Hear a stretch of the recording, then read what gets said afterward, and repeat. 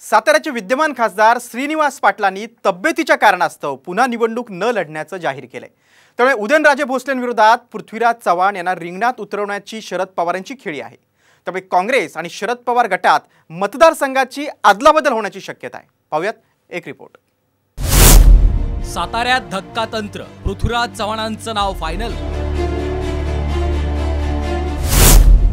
काँग्रेस शरद पवार गटात जागांची अदलाबदल। साताऱ्याच्या बदल्यात पवार गटाला भिवंडीची जागा।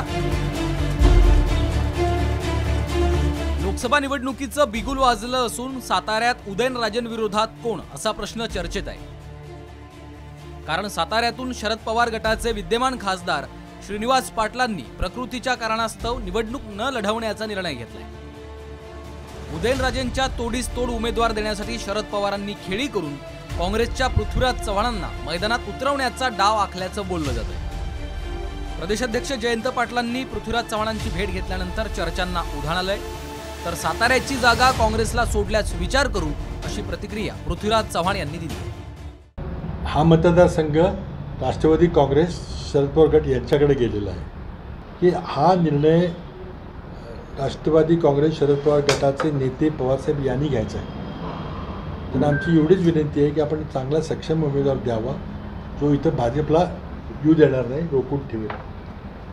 आणि तुम्ही जो उमेदवार द्याल त्याकरता आम्ही सर्व ताकदीनं काँग्रेस पक्ष आणि सगळे पक्ष तुमच्या मागे उभा राहू। तुतारीचा विषय तुतारीचा आहे, तुतारीचा निर्णय त्याने घ्यायचा आहे। समजा काही ह्याच्यामध्ये झालं की नाही, आपल्याला काही इतर पर्याय सापडत नाही, तुम्ही काँग्रेसनी ही लढवावी असं जर काही प्रस्ताव आला, तो काय आलेला नाही, तर त्यावेळेला विचार करता येईल। साताऱ्याच्या जागेवर राष्ट्रवादी शरद पवार गटाचा दावा आहे, पण पृथ्वीराज चव्हाणांना उदयनराजेंविरोधात लढवायचं झाल्यास काँग्रेस आणि राष्ट्रवादीमध्ये मतदारसंघाची अदलाबदल होण्याची शक्यता आहे।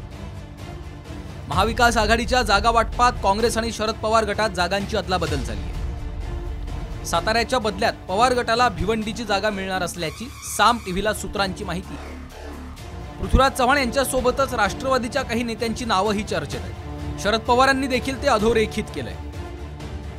साताऱ्यात शरद पवार गटाकडनं शशिकांत शिंदे, बाळासाहेब पाटील, सुनील माने आणि सत्यजित पाटणकर यांची नावं चर्चेत आहेत।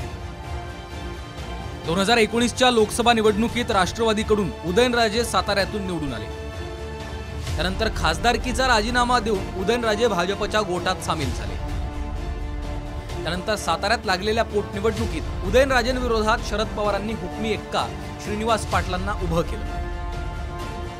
राष्ट्रवादीच्या श्रीनिवास पाटलांनी भाजपच्या उदयनराजेंचा पराभव केला होता, पण विद्यमान खासदार श्रीनिवास पाटलांनी तब्येतीच्या कारणास्तव निवडणूक न लढवण्याचा निर्णय घेतल्याने पृथ्वीराज चव्हाण यांना उदयनराजेंविरोधात उतरवण्याची चर्चा आहे। पृथ्वीराज चव्हाण यांच्या रूपाने तगडा उमेदवार दिला। पृथ्वीराज चव्हाण हे सर्वसामान्य तळागाळापर्यंत पोहोचलेले नेते आहेत। त्यांची प्रतिमा स्वच्छ आणि विकासात्मक असल्याने त्याचा फायदा निश्चित होऊ शकतो।